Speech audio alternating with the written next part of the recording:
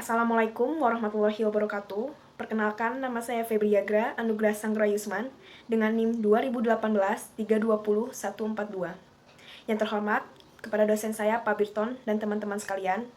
Di sini matkul akuntansi Islam, saya mendapatkan tugas untuk mempresentasikan tentang standar akuntansi keuangan syariah. Saya akan menjelaskan tentang standar akuntansi keuangan syariah. Mengenal standar akuntansi keuangan syariah tidak terlepas dari perkembangan industri bisnis dan keuangan syariah di Indonesia. Industri bisnis dan keuangan syariah di Indonesia terbagi ke dalam 3 sektor utama, yaitu sektor keuangan syariah, sektor industri halal, dan sektor keuangan sosial. Karena perkembangannya begitu pesat, IAI sebagai lembaga yang berwenang untuk mengeluarkan standar akuntansi keuangan di Indonesia. Sejak tahun 2002, mengeluarkan SAK yang terkait dengan lembaga keuangan syariah. Penyajian Laporan Keuangan Syariah PSAK 101. Pernyataan Standar Akuntansi Keuangan 101 menetapkan dasar penyajian laporan keuangan bertujuan untuk entitas syariah. Pernyataan ini mengatur persyaratan penyajian laporan keuangan, struktur laporan keuangan, dan persyaratan minimal isi laporan keuangan atas transaksi syariah.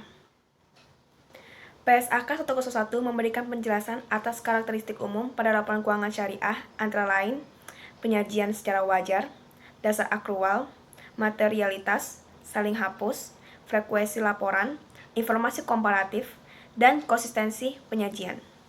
PSAK 101 memberikan penjabaran struktur dan isi pada laporan keuangan syariah, mencakup laporan posisi keuangan, laporan laba rugi dan penghasilan komprehensif lain, laporan perubahan ekuitas, dan laporan arus kas.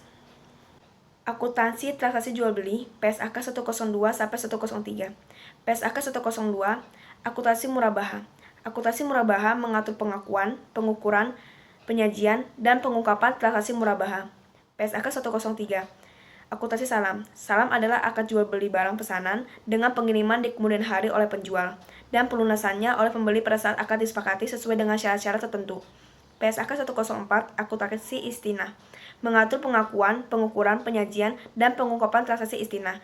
Pernyataan ini diterapkan oleh lembaga keuangan syariah dan koperasi syariah yang melakukan transaksi istinah baik sebagai penjual maupun pembeli. Akuntansi transaksi bagi hasil PSAK 105, PSAK 106. PSAK 105 Akuntansi mudhorobah mengatur pengakuan, pengukuran, penyajian, dan pengungkapan transaksi mudhorobah. Pernyataan ini diterapkan untuk entitas yang melakukan transaksi mudhorobah, baik sebagai pemilik dana maupun pengelola dana. PSAK 106 Akuntansi musyarakah mengatur pengakuan, pengukuran, penyajian, dan pengungkapan transaksi musyarakah, tetapi tidak mencakup pengatur perlakuan akuntansi atas obligasi syariah yang menggunakan akad musyarakah. Akuntansi ijarah PSAK 107. PSAK 107 mengatur pengakuan, pengukuran, dan pengungkapan transaksi ijarah. Ijarah adalah akad pemindahan hak guna atas suatu aset dalam waktu tertentu dengan pembayaran sewa tanpa diikuti dengan pemindahan. Aset ijarah adalah aset berwujud maupun tidak berwujud, yang atas manfaatnya disewakan. Akuntansi transaksi asuransi syariah PSAK 108. PSAK 108 mengatur pengakuan, pengukuran, penyajian, dan pengungkapan transaksi asuransi syariah. Transaksi asuransi syariah yang dimaksud dalam pernyataan ini adalah transaksi yang terkait dengan kontribusi peserta, surplus dan defisit underwriting, penyisihan teknis, dan saldo dana baru. Akuntansi zakat dan infak PSAK 109. Ikatan Akuntan Indonesia atau IAI telah mengeluarkan PSAK 109 untuk akuntansi zakat dan infak. PSAK 109 ini akan menyeragamkan pencatatan pada lembaga pengelola zakat yang selama ini sebagian besar menggunakan PSAK 45 untuk organisasi non-laba. Laporan keuangan amil menurut PSAK 109 adalah laporan sisi keuangan, laporan perubahan dana, laporan perubahan aset kelolaan, dan laporan arus kas, dan catatan atas laporan keuangan. Akuntansi transaksi suku PSAK 110. PSAK 110 mengatur pengakuan, pengukuran, penyajian, dan pengungkapan transaksi suku ijarah dan suku mudhorobah. Pernyataan ini diterapkan untuk entitas yang melakukan transaksi suku ijarah dan suku mudhorobah, baik sebagai penerbit suku maupun investor suku.